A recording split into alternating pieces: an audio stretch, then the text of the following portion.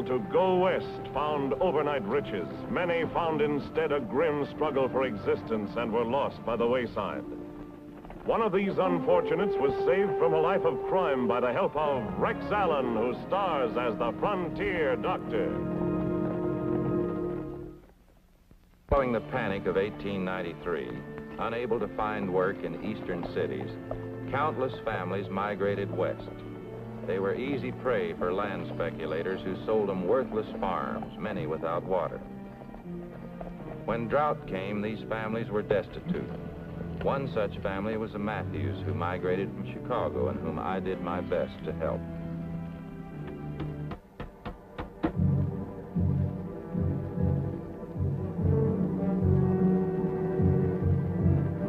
What are you doing?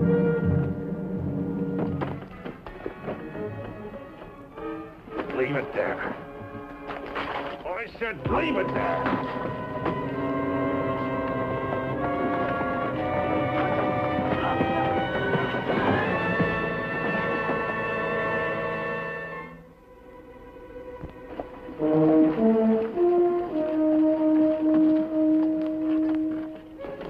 What's going on here? Lousy Eastern kid. I was just doing what I was told, and this kid came running out of the house and tried to tear down this sign. All right, put your gun away. Come on, Mike.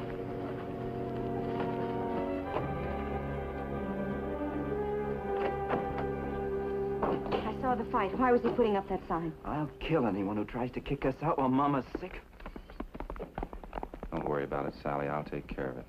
I got your message. Is your mother in the bedroom? Yes, she is.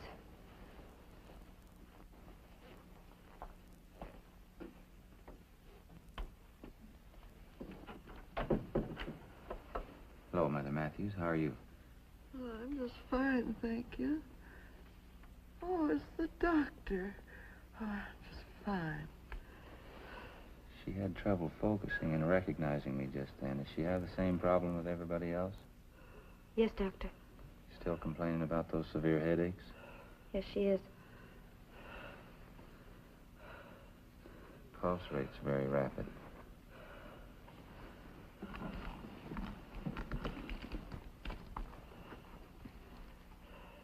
Here's some sedative pills. I want her to have one of these every 2 hours and a glass of water.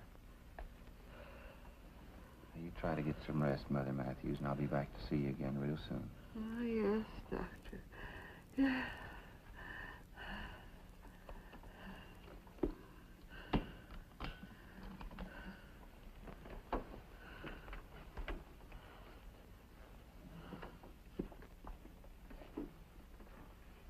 I'm afraid I have bad news for you.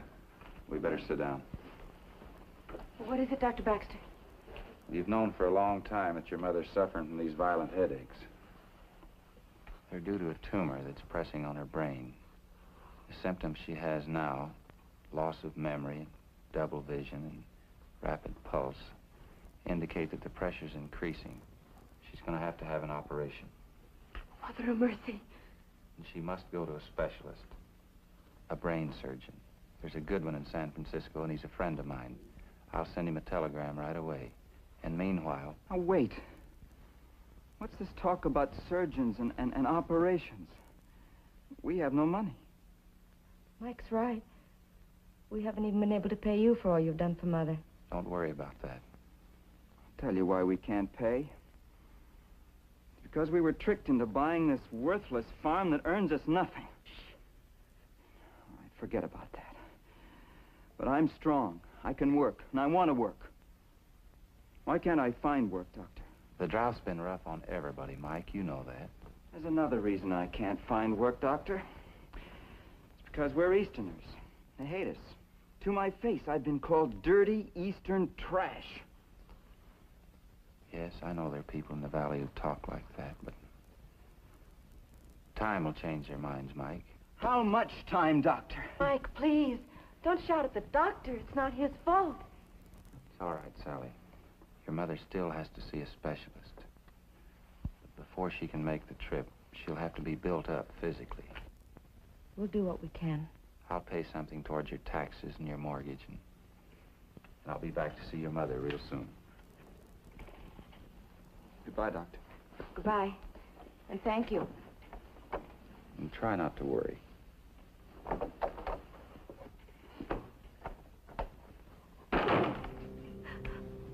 What do we do? What do we do? Sell the furniture. Maybe the horse and buckboard.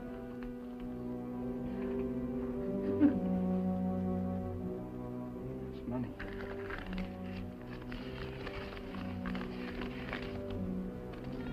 $3. Will it always be like this, that the doc will be paying something toward the mortgage and giving us the money for the food we need? What are you doing? We're not taking charity anymore. I'll get the food Mama needs. Where are you going? Mike!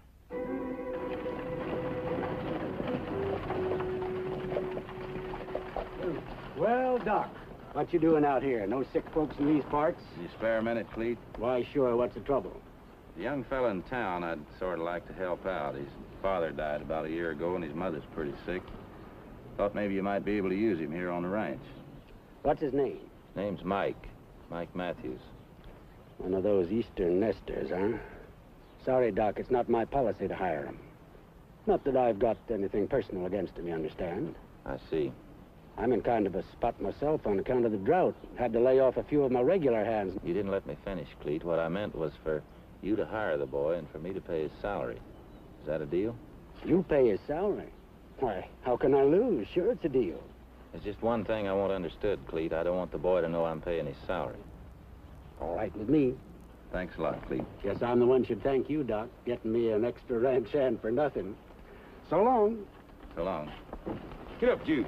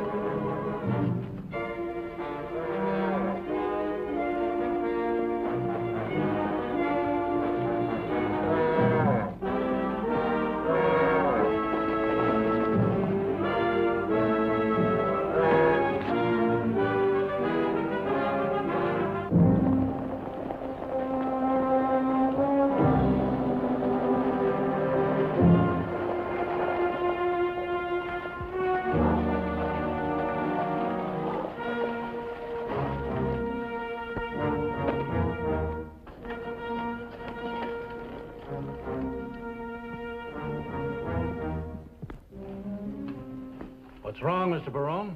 Sheriff, I want you to arrest this boy. I caught him trying to pull off the... Well, Doc, I was just telling the sheriff. I caught this boy red-handed on my grazing land trying to steal a calf. Is that true, Mike? Yes. Mike, the man you stole from was about to give you a job. What, you mean... So this is the boy. Well, it's a good thing I didn't hire him. There's no room on my ranch for sneaking, thieving Eastern trash. Don't you call me Eastern trash, you understand? I'll call you anything I want to. I'll kill you, I'll kill you! Take it easy, Cleet. Take it easy. Jim! Jim! Come in here. Yes, Sheriff? Lock him up. He was upset, Sheriff. He didn't know what he was doing. His mother's been sick. He must have been stealing for her. His mother's been sick. Is that why he attacked me? Stealing cattle carries a stiff penalty. $150 and 30 days in jail. Well, you can't do that to the boy. Book him, Sheriff. I'm pressing charges. In that case, I'm going to ask that he get a jury trial. I think there's extenuating circumstances in this case, and I think somebody should know about it. How soon can the case come to trial? Well, there's a circuit court meeting over in Elkton. If it's agreeable with you gentlemen, I'll put him on the docket tomorrow. Suits me fine. How about you, Doc? I'll be there. All right, I'll have the boy taken to Elkin the first thing in the morning.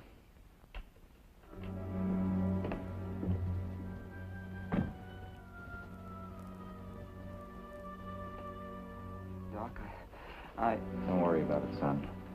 I'll break it to the family as easy as I can. You ought to be proud of yourself, boy.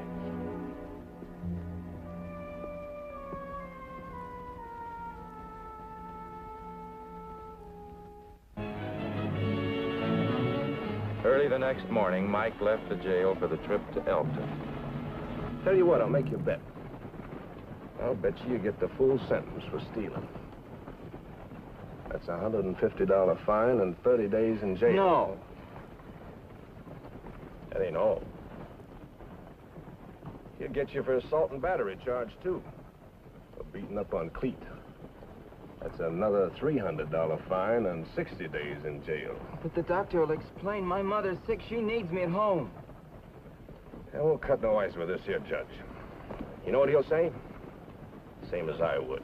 Should have thought of that before you stole. You're a murderer, Mike. Just as sure as you're sitting there, you're going to be convicted. Your mother won't be able to stand that. Sick as she is, she'll die. Yeah, you're a murderer.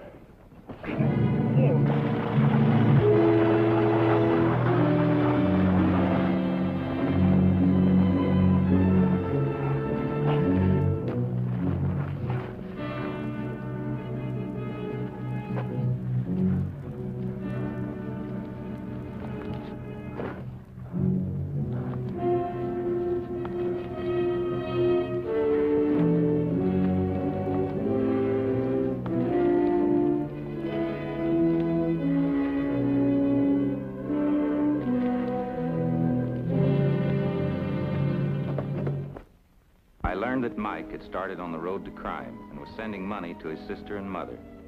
Take it, Doctor, and give it back to the people Mike stole it from. I'll do my best, Sally. How does he get the money to you? I see him occasionally. Then you know where he is? Sometimes. Sometimes not. She's in bad shape, Sally. She must have that operation, but she's too weak. She's not even trying. Yes, I know, Doctor. The food I brought for her. She won't eat. She doesn't care. Since she found out that Mike's a bandit, she says she doesn't want to live. And my hands are tied. Take care of her, Sally, and if she gets any worse, send for me. I'll go directly home after I deliver this money to the sheriff. In the meantime, try to get her to change her mind.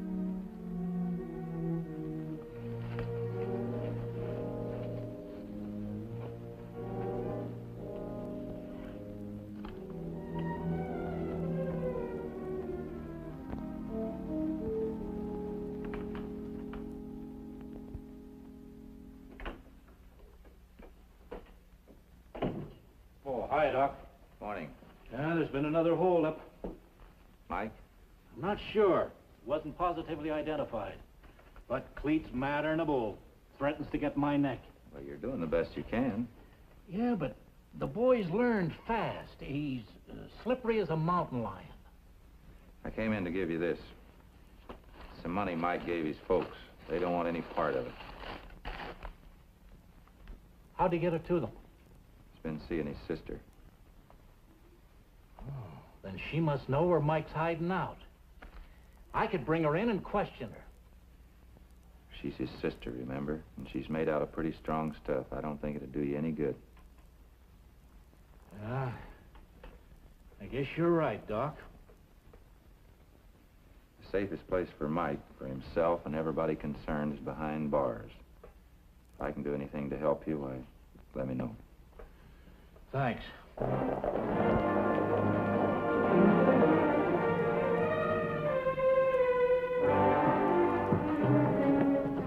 Still talking it up for that lousy Eastern boy, Doc? I only want to see justice done, Clete.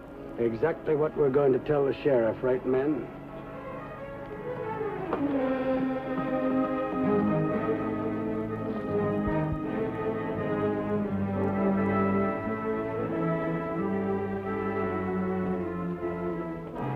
Dr. Baxter! looking all over town for you. What is it, Sally? Mama's much worse. Get in.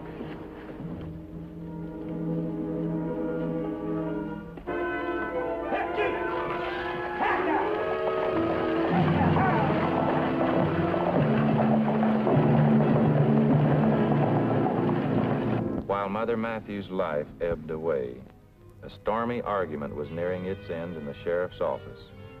I'm tired of arguing, Sheriff. Are you going to deputize us or aren't you?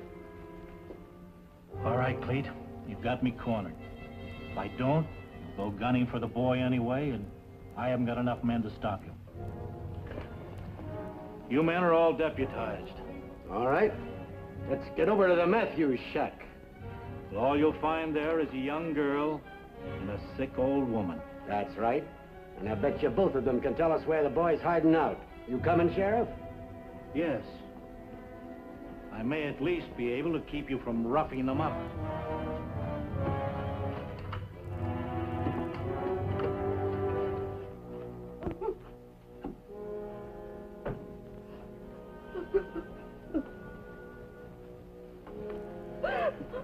Oh.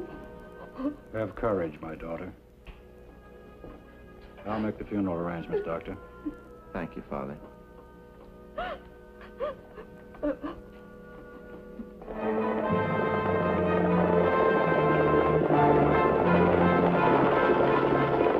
You couldn't find Mike?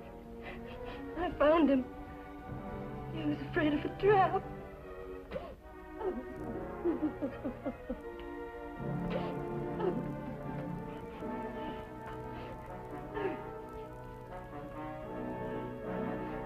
Mike, don't go in there.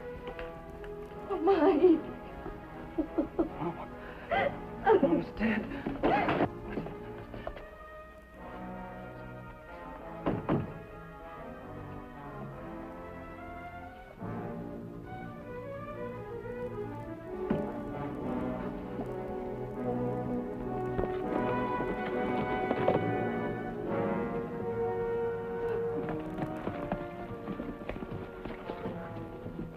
Found Mike's horse staked out in the woods. He's around here and we're going to get him.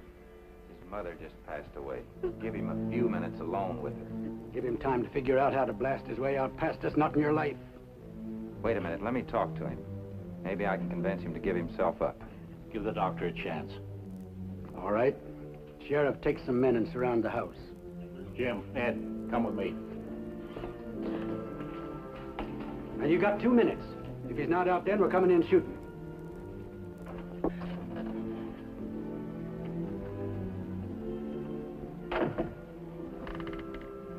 Did you hear? Yes? Then you'll walk back out into that room with me. Doc, I'll run out. With this blazing. You'd be dead halfway across the living room. Maybe so, but some of them, they'll be dead too. Listen to me, Mike. Your decision to live by the gun killed your mother. It brought misery to your sister and unhappiness to everyone around you. Now stop it. Give yourself up. Oh, no, Doc. I've broken the law too many times. Not that I wanted to, but it ran me crazy to see Mom and Sally starving. They think I killed Deputy Trench. Well, didn't you? No. What happened? We fought, fell out of the coach. He hit his head on the wheel and broke his neck. But I'm Eastern trash, Doc. They won't take my word for it. They'll hang me. I'll try to get the court to believe you, Mike, if you'll give yourself up. Time's up, Doc. We're coming in. Don't pull that trigger. Please! Please! No! No, Mike! Get out of the way, Doc. He's got a gun. I need more time. Shut the door. I said he's got a gun. I said shut the door. I'll shoot you, Doc. I swear it, unless you move. No!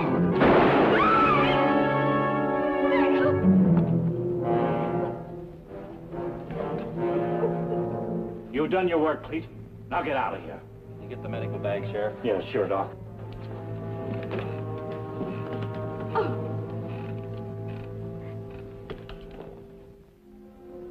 I saved Mike to face a judge and jury who refused to believe his story of the killing and who sentenced him to hang by the neck until he was dead. I had but one more avenue of appeal, the governor. Amen.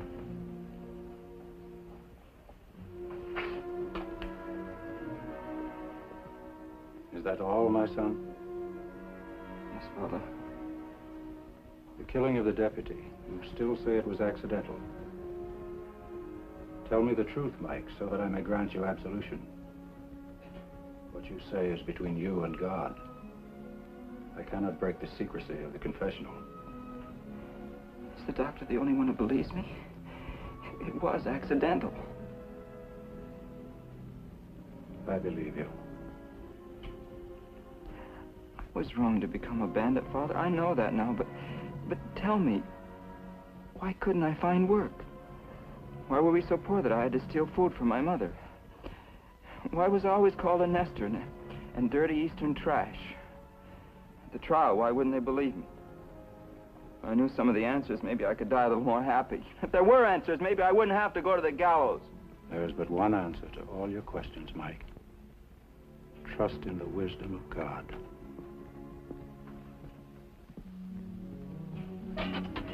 Prepare yourself. It's time, Mike. I have one more question, Father. What's going to become of Sally? The doctor's arranged to take care of her.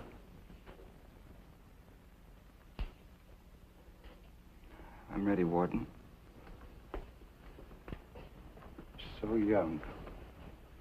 So very young. I know.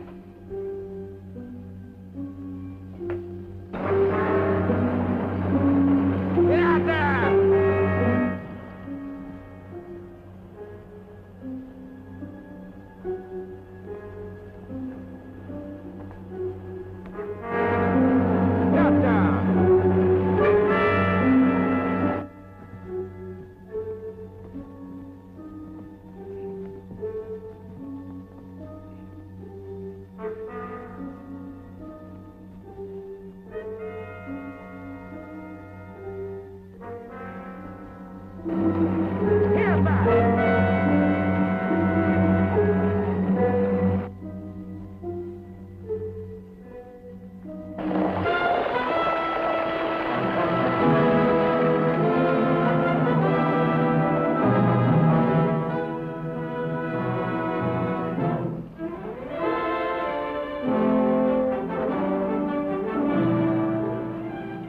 Read this, Warden. This document is from the governor. Because of extenuating circumstances brought to his attention by Dr. Bill Baxter, he has seen fit to order for Michael Matthews a new trial. Maybe I was wrong, Sheriff. Maybe I was wrong.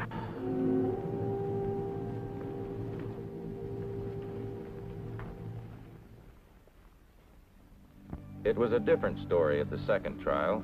Mike was exonerated of murder, but pleaded guilty to his other lawless acts. The judge sentenced him to a year in jail and fined him $1,000 for the damage he'd done, then put him on parole to Sheriff Santo. Mike somehow was to work out his fine.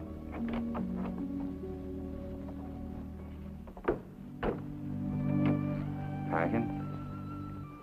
Yes. You see, I thought that I would stand a better chance of getting work back east so that I could help Mike pay his fine. That the only reason, Sally? Yes. You know, the West belongs to you as much as anyone. Probably even a little more. Both your folks are buried here. You suppose you could talk her into staying if maybe I could find her a job? You bet I could. Let's see what we can do about it.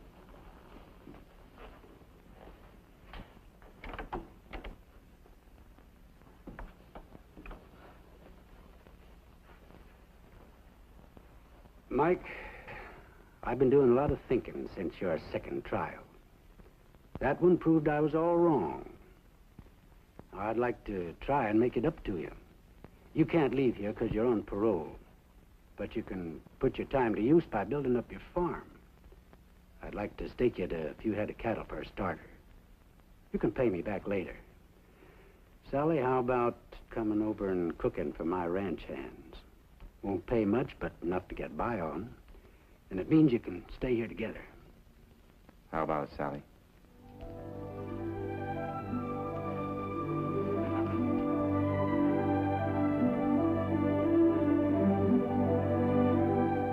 Through Cleet's help, Mike became a successful rancher.